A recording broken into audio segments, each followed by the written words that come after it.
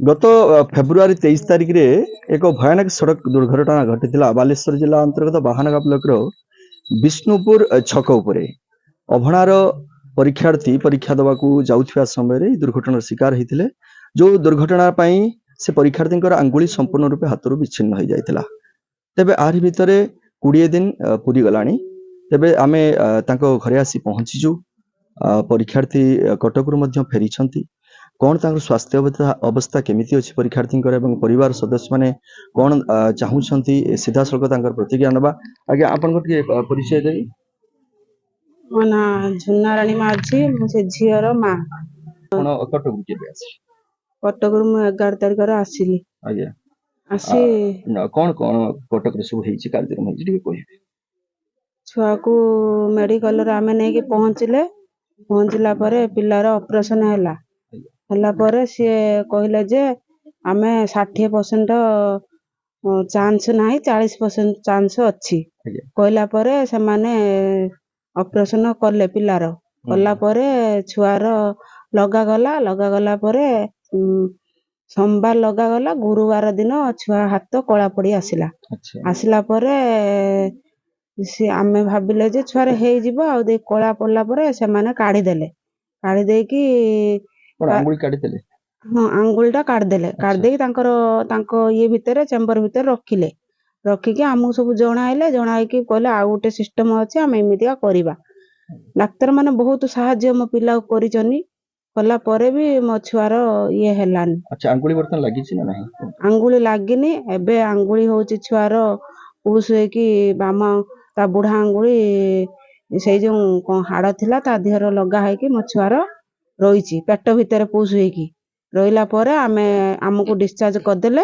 सोमवार ऑपरेशन कले गुरुवार डिस्चार्ज करदेले आमे पळि आसिलु। आंगुली जुडी जोली कहउछन डॉक्टर माने कोन कहिचनी से कथा कहि नाहंती किछि हमको कहिचनी 11 तारिख रे जिबा पई कहिचनी गला परे कोन करिवे ताबरे कोठी इंजुरी लागि छुआ छुआ गुड़ लागिची छुआ आंठू पाद सब हेची छुआर गुड़ दाबी रखिबे सरकार को मु सरकार को दाबी रखुची जे मो पिलार भविष्यत पई मो पई किछि करंतु आ जो माने दोषी तांको को दंड दियंतु मु एतिक अनुरोध सरकार कत्र करूची।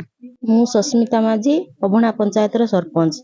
मो पंचायत रो 2 जण झियो परीक्षा दबा मैट्रिक परीक्षा दबा पई जाउथिबा समय रे एक भयानक दुर्घटना घटिथिला जहा फल रे से झियोटीर आंगुठीटी पूरा विच्छिन्न होई पड़िथिला। से माने तुरंत कटक जाइथिले कटक रु डाक्टर माने कहिसंती ए आंगुली आ काम करिवो कि नाही से पूरा अकामी हो जाईछि। तेणु मु सरकार को एतिके माने विनम्र अनुरोध करूची कि जहाँ भी साहाय्य पांठी अछि तांको दान करंतु से किपरि परीक्षा भी देई परिवो सेथि पई मध्ये ध्यान दियंतु तार मध्ये कोनोसी एक प्रकार भत्ता टाइप रो किछि मध्ये कर देले से किछि भी उन्नति पाई परिवो। से तांको बापा बहुत गरीब से खटिने खाइबे जणे खटिबो 4-5 जण घर भी नाही तेणु से माने बहुत कष्ट रे तांको झियो को नै कि चिकित्सा करैछंती तांको अवस्था कहिले न सरे। तेणु मते सरकार को एतिकी मु अनुरोध करूची कि सरकार जहाँ भी साहाय्य अछि तांको प्रदान करंतु। ज्योतिप्रभा माझी अछंती जे गतकाली घर को आसी फेरी चिकित्सा पर कटक रु तांकर प्रतिक्रिया नबा केमिति अछि स्वास्थ्य अवस्था भलो नहीं भलो अछि भलो नहीं कोन कोन यंत्रणा होछि ठिया हले कष्ट होछि उठी पारुनी सोई भी पारुनी कुछ करि पारुनी।